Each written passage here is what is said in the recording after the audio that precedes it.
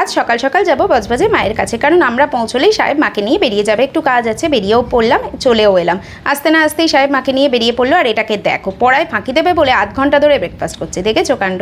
তারপর আমরাও ব্রেকফাস্ট করে নিলাম, তারপর সর্দি এদিকে রান্না করছে। প্রায় 2-2.5 ঘন্টার পর সাহেব চলে এলো। আর তারপর যখন ঘরে সবাই বসেছে, দেখো এক একজন ফোন নিয়ে এক এক পোজে রয়েছে। মাম্পুকে দেখলে, দিয়াকে দেখলে, এটাকে দেখো আজ শোয়া অবস্থা।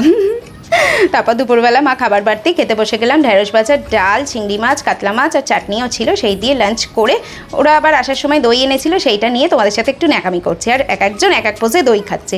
শুধু দেখো সর্দির পোস্টার জাস্ট ফাটিয়ে দিয়েছে। পারে বটে।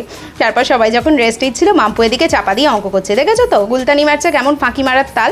তারপর বিকেলবেলা উঠে আমার একটু গোপ চেঁচে দিচ্ছিল তিয়ার, সেটাই সাহেব ভিডিও করছিল। খুব সুন্দরভাবে ক্লিন করেছে, সমস্ত ক্রেডিটটা কিন্তু তিয়ার।